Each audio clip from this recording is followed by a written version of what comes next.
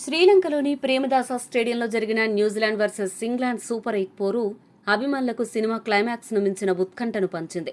Semis చేరాలంటే చావోరేవో తేల్చుకోవాల్సిన ఈ అత్యంత కీలకమైన మ్యాచ్లో న్యూజిలాండ్ చేజేతుల మ్యాచ్ను ప్రత్యర్థికి సమర్పించుకుని అవకాశాన్ని చేజార్చుకున్న అభాగ్యుడిలా మిగిలిపోయింది.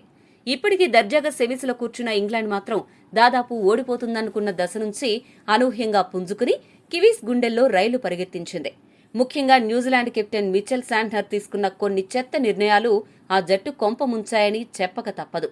గెలిచే మ్యాచ్ను ఎలా ఓడిపోవచ్చో కివీస్ ఈ రోజు ప్రపంచానికి చూపించింది. అసలు ఈ మ్యాచ్లో ఏం జరిగింది? న్యూజిలాండ్ ఎక్కడ తప్పు చేసింది? గ్రూప్ 2 సెమీస్ లెక్కలు ఇప్పుడు ఎలా మారాయి?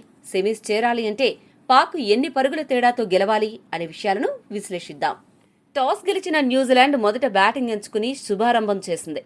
ఓపెనర్ టిమ్ సీఫర్ట్ 25 బంతుల్లో 35 పరుగులు, ఫిన్ ఎలెన్ 19 బంతుల్లో 29 పరుగులు చేసి మొదటి వికెట్కు 64 పరుగులు జోడించి పవర్ ప్లేలో పరుగులు రాబట్టి ఇంగ్లాండ్ బౌలర్లకు చుక్కలు చూపించారు. ఈ టోర్నీలో న్యూజిలాండ్ ఓపెనర్లు ఇద్దరు పవర్ ప్లే మొత్తం క్రీజులో నిలబడ్డం ఇది కేవలం రెండోసారి మాత్రమే. గతంలో యూఏఈపై మాత్రమే ఇలా జరిగింది. అలాగే ఈ టోర్నీలో గత 7 మ్యాచ్ల్లో ఇంగ్లాండ్ పవర్ ప్లేలో ఒక్క వికెట్ కూడా తీయలేకపోవడం ఇదే తొలిసారి. పైగా పవర్ ప్లేలో ఇంగ్లాండ్ ఏకంగా 4 సిక్సర్లు సమర్పించుకోవడం కూడా ఇదే మొదటిసారి. కివీస్ ఓపెనర్ల జోరు చూసి ఈ రోజు వీళ్లు భారీ స్కోరు కొట్టడం ఖాయమని అందరూ భావించారు. కానీ ఇంగ్లాండ్ స్పిన్నర్లు ఎంట్రీ ఇవ్వగానే సీన్ మొత్తం రివర్స్ అయింది. Adil Rashid, Will Jacks, Rehan Ahmed, Liam డాసన్లు కివీస్ బ్యాటర్లను స్పిన్ వలలో బంధించి వరుసగా పెవిలియన్కు పంపారు.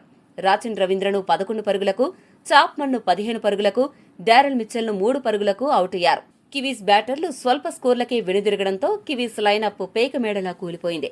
గ్లెన్ ఫిలిప్స్ 28 బంతుల్లో 39 పరుగులు చేసి ఒంటరి పోరాటం చేసినా చివర్లో శాంట్నర్ 9 పరుగులు, మెక్కాంచి 14 పరుగులు చేసి ఏదో కొద్దిగా మెరుపులు మెరిపించడంతో న్యూజిలాండ్ నిర్ణీత 20 ఓవర్లలో 7 వికెట్ల నష్టానికి కేవలం 159 పరుగులు మాత్రమే చేయగలిగింది. ఇక్కడ ఆసక్తికరమైన విషయం ఏంటంటే ఇంగ్లాండ్ బౌలర్లు పడగొట్టిన 7 వికెట్లను స్పిన్నర్లే దక్కించుకున్నారు. టీ20 వరల్డ్ కప్ చరిత్రలో ఇంగ్లాండ్ స్పిన్నర్లు ఒకే ఇన్నింగ్స్లో 7 వికెట్లు పడగొట్టడం ఇదే అత్యధికం.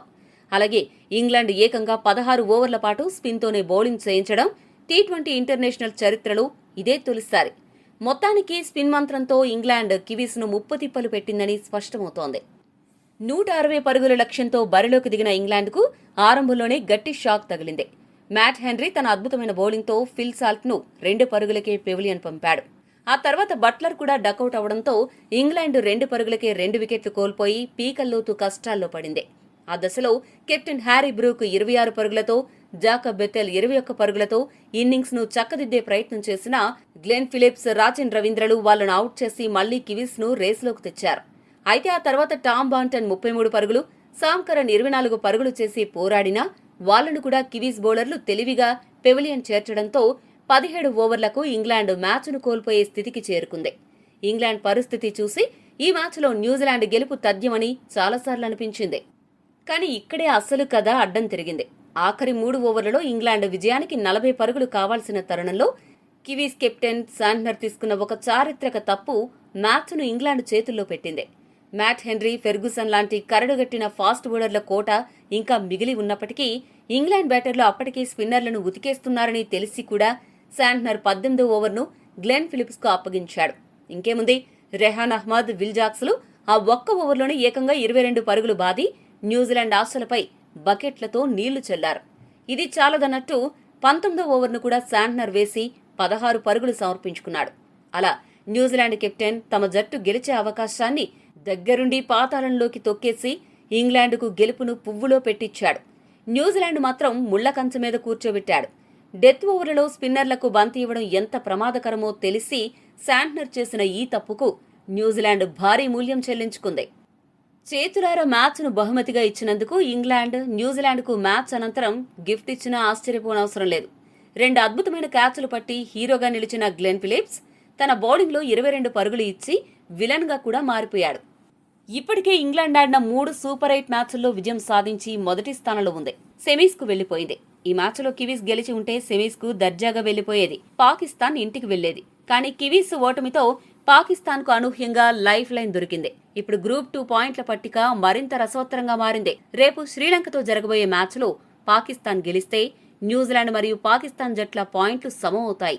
అయితే రేపు శ్రీలంకతో జరిగే మ్యాచ్లో మొదట బ్యాటింగ్ చేస్తే కనీసం 65 పరుగుల తేడాతో శ్రీలంకను ఓడించాలి. లేదా మొదట బౌలింగ్ చేస్తే పాకిస్తాన్ కనీసం 13 ఓవర్లలో లక్ష్యాన్ని ఛేదించాలి. అప్పుడు మాత్రమే పాకిస్తాన్ సెమీస్కు చేరుతుంది. న్యూజిలాండ్ ఇంటిదారి పడుతుంది. మరి మీ దృష్టిలో పాక్ న్యూజిలాండ్ జట్లలో ఏ జట్టు సెమీస్ చేరుతుంది అని భావిస్తున్నారు? మీ అభిప్రాయాన్ని తెలియజేయండి. ఈ వీడియో మీకు నచ్చితే లైక్, షేర్, కామెంట్ చేయండి.